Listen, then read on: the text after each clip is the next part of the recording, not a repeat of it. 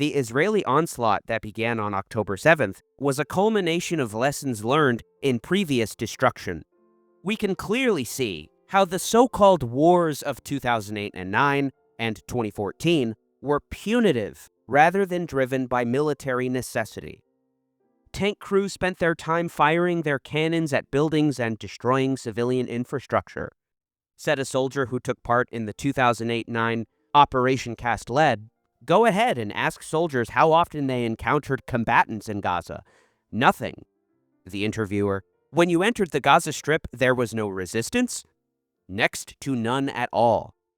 Following Cast Lead, veteran defense analyst Amos Harel quoted a squad leader who said, "The atmosphere in general, from what I understood from most of my men who I talked to, the lives of Palestinians, let's say, is something very, very less important than the lives of our soldiers." The Independent quoted a junior officer who served at a brigade headquarters during the operation, who described the new rules of engagement policy following the announcement of the notorious Dahia doctrine of disproportionality as one of literally zero risk to soldiers. Just take this incredible interview with a bulldozer operator. Our objective was to demolish houses. We were secured by heavy armored personnel carriers and tanks. In this case, the tanks were assigned to us rather than the other way around. The area was completely empty. Everything was empty. Interviewer: ghost town? Not a soul in sight? Yes. We demolished a lot. There were people who had been in Gaza for 2 days constantly demolishing one house after the other, and we're talking about a whole battalion. In a separate interview, a soldier is asked, "Did you happen to escort bulldozers demolishing houses? Do you know what they destroyed? Why? How many?" If they didn't like the looks of some house, if it disturbed or threatened them, then it would be taken down. Interviewer: but that was for operational needs? Operational needs, I don't know, maybe half of them. Sometimes the company commander would give the D9 something to demolish just to make them happy. This isn't to mention the demolition and damage carried out by shelling. One participant of the 2014 carnage, a first sergeant of the engineering corps, said, "I got the impression that every house we passed on our way got hit by a shell, and houses farther away too. It was methodical. There was no threat. They were spraying every house with machine gun fire the whole time, and once in a while blasting a shell into each house." A first sergeant in the Armored Corps recalls, "We were all firing a lot when there wasn't any need for it, just for the sake of firing. We were firing purposelessly, all day long. Hamas was nowhere to be seen." This can hardly be called warfare. These were brief, one-sided punishment campaigns. Israeli civilian and military commanders seemingly acknowledge this with their oft-repeated phrase, "mowing the lawn" or "cutting the grass," which also alludes to its routine nature. Yosi Glausius explains the phrase very helpfully in a rage-filled opinion article. She had seen eclairs in a bakery in Israel that read, "Let the IDF mow them down." The Hebrew word written on the eclairs means mow, as in to lawn mow, but mowing is also a euphemism for something more brutal. Mowing the grass is a term popularized in 2013 to refer to Israel's strategy of attrition designed primarily to debilitate the enemy capabilities. To put it more crudely, mowing the grass means bombing Gaza periodically to facilitate temporary quiet for Israel.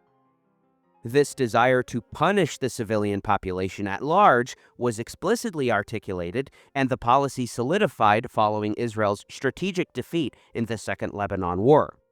Giora Island is former national security advisor to Ariel Sharon and Ehud Olmert.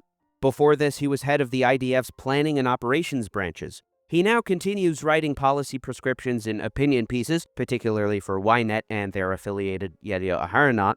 You'll know his so-called general's plan to starve North Gaza. He's the general. Surrender or to die in starvation. This is the all simple plan. which is fully consistent with all the international demands and fully consistent with the law of the armed conflict. That the military quickly began implementing the plan is a testament to his influence in the Israeli defense establishment. Eran Etzion was deputy head of Israel's National Security Council until 2008. The ousted defense minister Gallant denied on camera that the government is actually implementing this plan. Netanyahu denied it also in a closed session with Secretary of State Blinken. And then when asked by Blinken to say it publicly, Netanyahu refused. Back in 2008, he wrote that in the event of another war with Lebanon, the suffering of hundreds of thousands of people are consequences that can influence Hezbollah's behavior.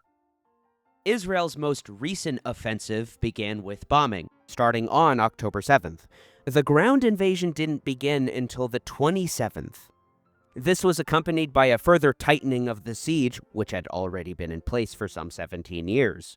Hassan Alian, head of Koget, the agency responsible for facilitating aid distribution, said plainly that these measures were revenge for October 7th. مع هيك وحوش بشرية رايحين نتعامل كيف لازم. إسرائيل فرضت إغلاق كامل على غزة ومش راح يكون في عندكم كهرباء ولا مي بس دمار. بدكم جهنم راح تحصلوا على جهنم. A sense of retribution and revenge must have fueled the other measures with regard to targeting. Yagil Levi, writing in Haaretz, challenges Israel's oft-repeated distinction as the world's most moral army. To reduce the risk even further during the ground offensive, air and artillery attacks preceded the entry of the ground forces into every area and accompanied them during the ensuing fighting. In the words of a reserve combat soldier who entered the city of Beit Hanun and published an opinion piece anonymously in Haaretz, the level of destruction we saw was biblical, and our contribution to it was nil. Air, artillery, and engineering forces that preceded us and hit buildings from a distance prepared the ground for us so that we could enter with minimal risks. As a result, as of October 7th, 2024, Israel had lost 349 soldiers in the ground operation. A paltry 2% of the Israeli claim of 17,000 Hamas combat casualties. As Levi points out, however, this was simply the number of men killed, according to Gaza's Ministry of Health. They had all been labeled combatants. The Ministry of Health's numbers are conservative, however. An analysis published in the Lancet and reported in the New York Times says they may have undercounted traumatic war-related deaths by 40%. The number may have reached over 70,000 by the end of 2024. Worse yet, the analysis did not account for other war-related casualties such as deaths from malnutrition, waterborne illness, or the breakdown of the health system as the conflict progressed. That this could be called a war is patently absurd. Israeli leaders have made their targeting and punishment of the civilian population known with their widely reported statements. Already by June of 2024, some 70,000 tons of bombs were dropped on a piece of land less than half the size of New York City. That number is more than were dropped on Dresden, Hamburg, London in World War II. Combined, the massive destructive power, with 2,000-pound bombs being common, erased entire towns. Amos Harel, chief defense correspondent for Haaretz, went to Jabalia and took photos and reported that the town, previously home to 100,000 people, was gone. Others shared the same fate, as described by Ahmad Tibi, one of the few Palestinian members of the Israeli Knesset. Entire towns, like Beit Hanun, Beit Lahia, and Jabalia, have been wiped off the face of the earth in bombings by the IDF. Cities comparable in population size to Herzliya and Dimona have been bombed into rubble. And the world, with its silence and its armaments and its material support, is supporting this. The media in Israel wobbles between total denial and depicting the actions as heroic, justified, essential deeds. We have arrived at an absurd rule. Nothing justifies October 7th, but in the name of October 7th, everything is justifiable. There is no security justification for such massive bombing.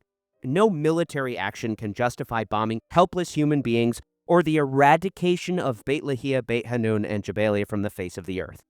This ethnic cleansing is reminiscent of the ethnic cleansing of 530 villages in 1948. In the Jewish Israeli public, voices of protest and resistance are hardly audible.